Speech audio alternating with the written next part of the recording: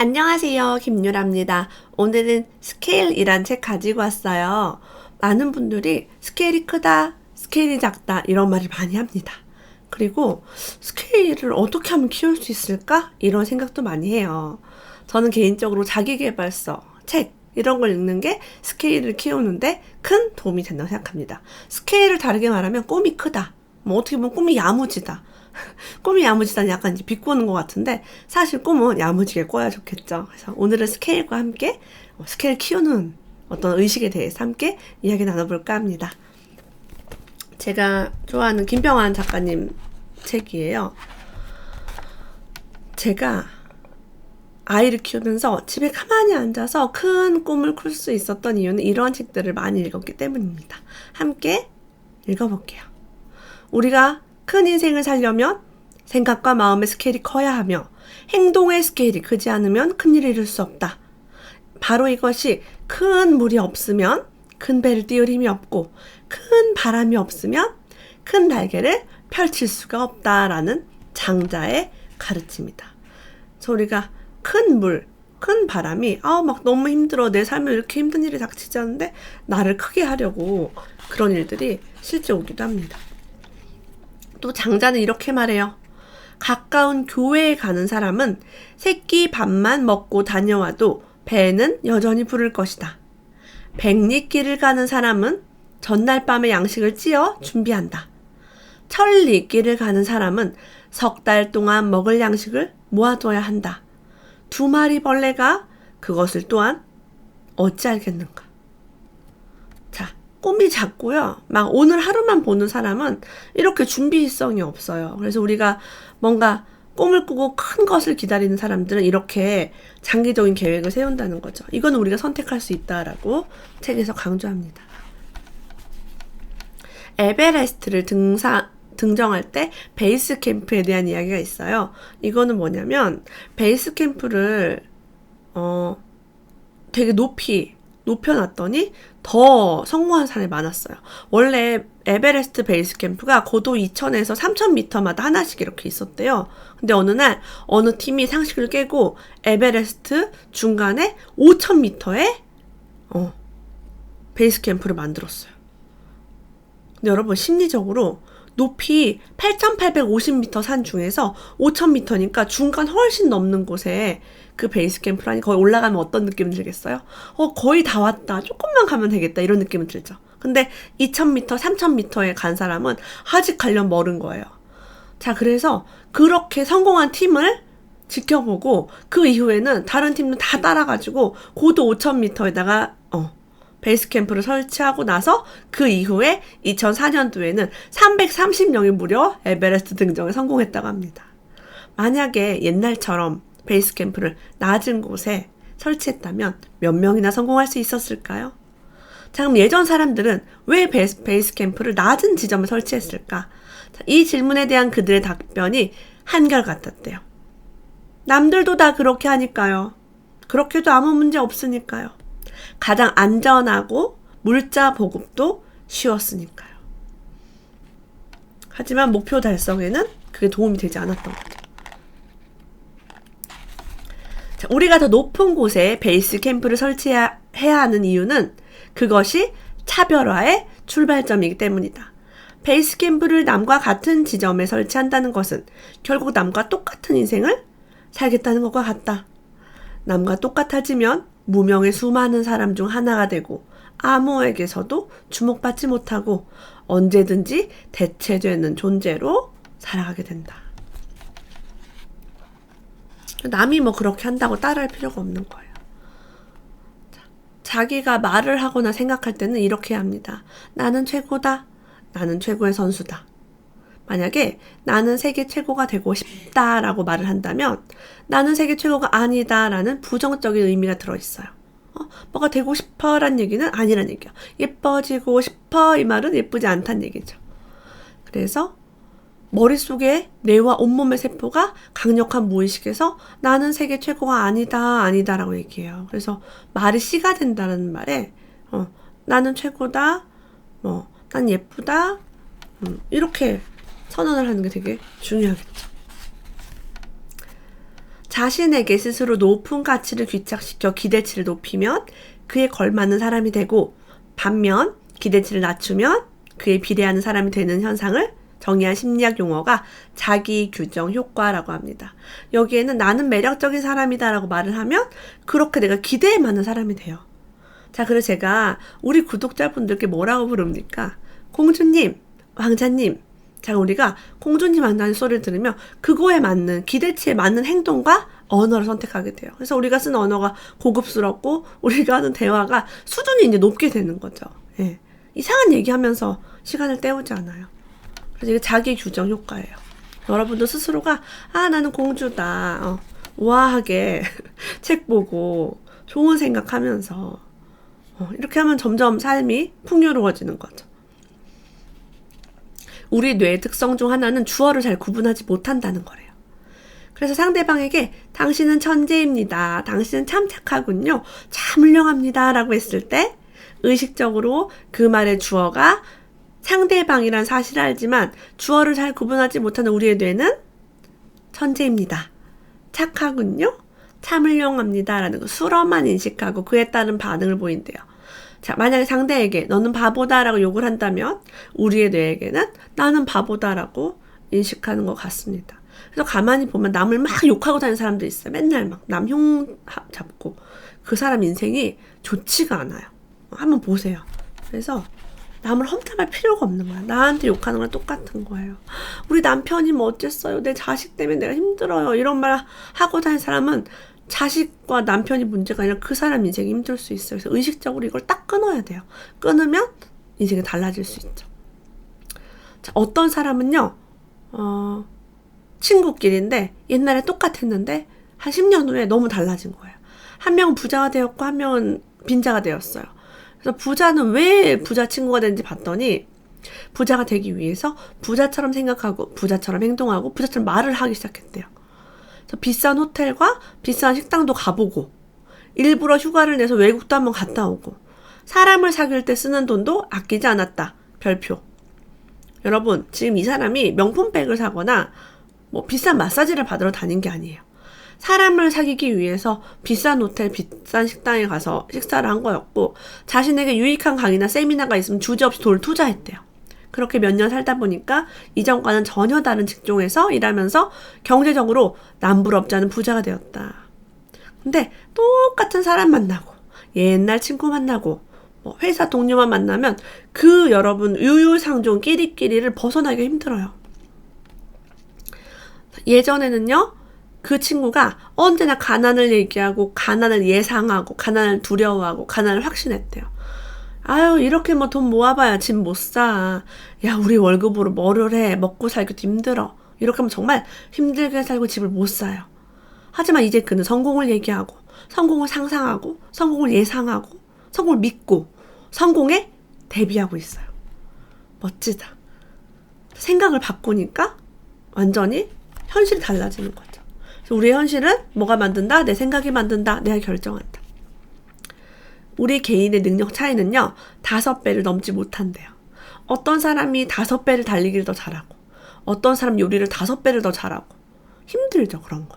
문서 작성 능력이 5배로 더 좋고 얼마 차이가 안 나요. 여러분 잘하는 사람 못하는 사람 보면은 크게 차이가 안 나요.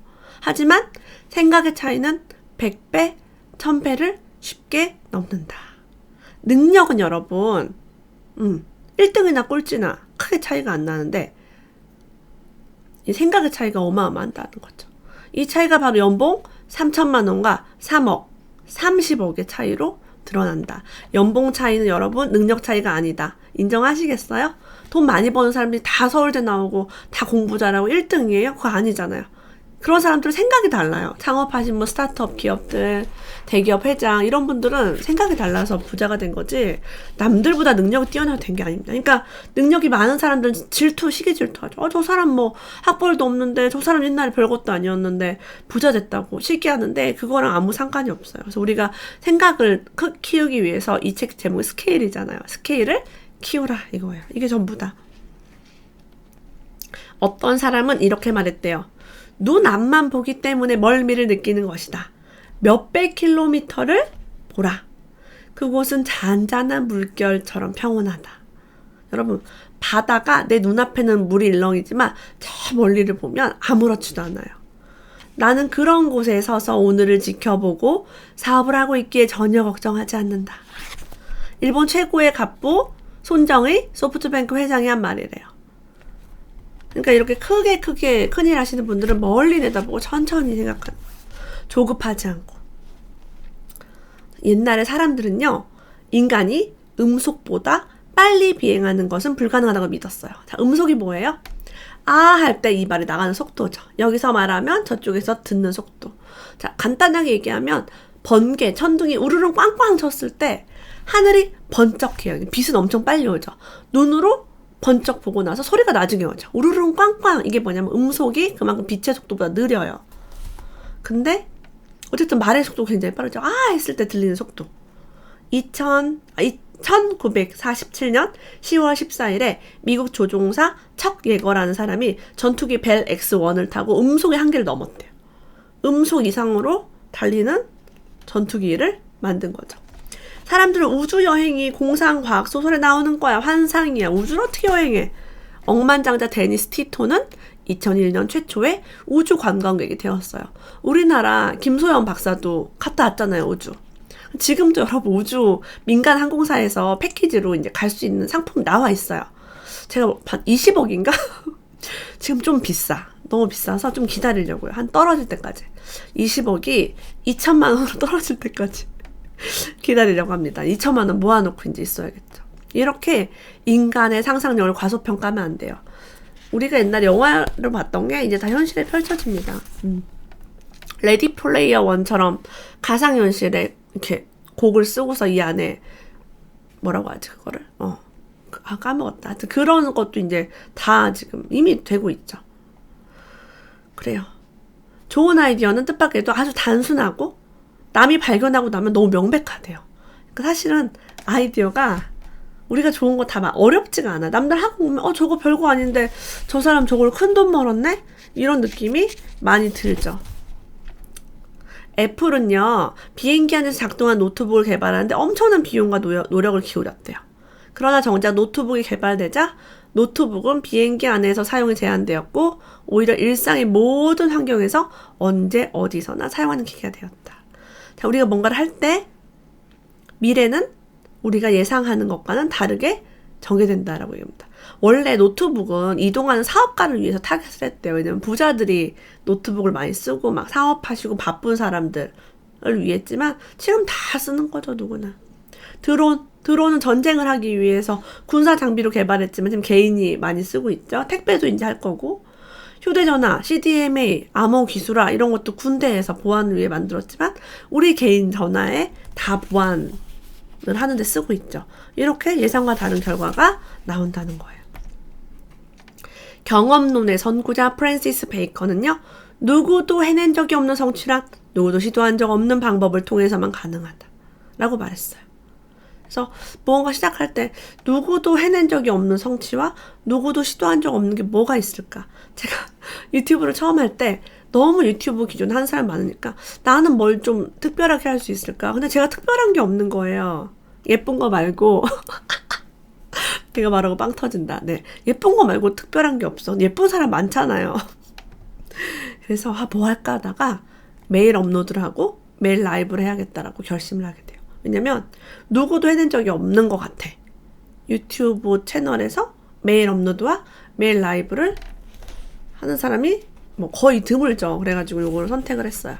뭐 가끔 쉬시더라고요. 쉬는 분들도 있고 다른 채널에서 라이브를 하고 그런 것들. 여러분도 뭔가 할 때 남과 좀 뭔가 다른 특징이 뭐가 있을까라고 하는 것이 중요합니다. 우리는 결국 우리가 걱정하는 대로 된다. 이 말을 꼭 명심해야 한다. 우리가 더 나은 미래를 향한 기대로 늘 충만해야 하는 이유가 바로 이것이다. 제가 드리고 싶은 말씀은 자신에게 기대하세요. 포기하지 마세요. 지금 내가 좀 힘들지만, 지금 내가 좀 이렇지만 앞으로는 좋아질 거야. 이게 나에 대한 기대예요.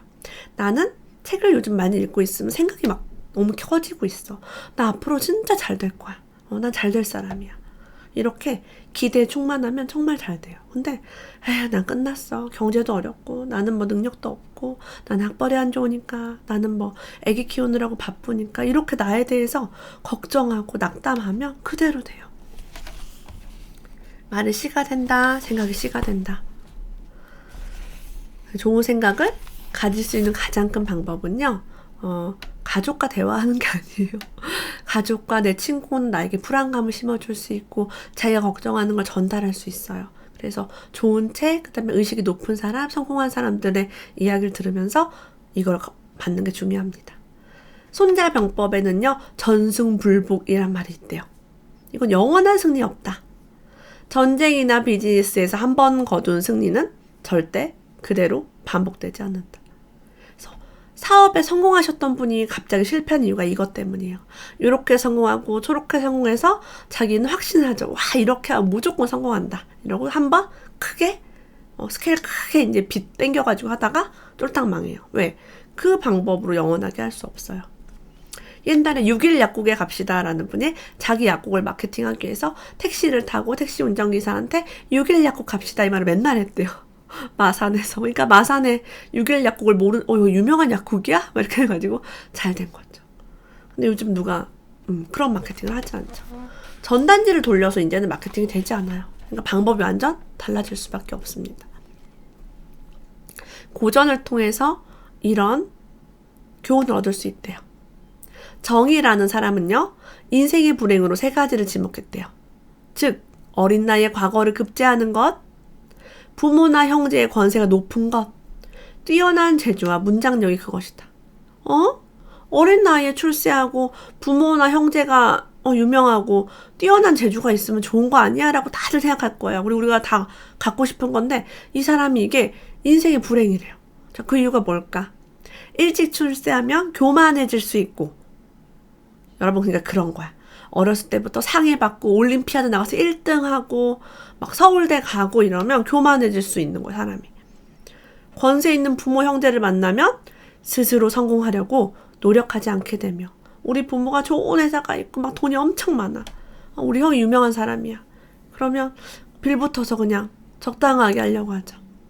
재주가 많고 문장에 출중하면 자만하여 안일함에 빠질 수 있다는 것이다. 지금 앞에 과거 급제하는 거랑 비슷한 거죠. 재주가 없는 사람은요.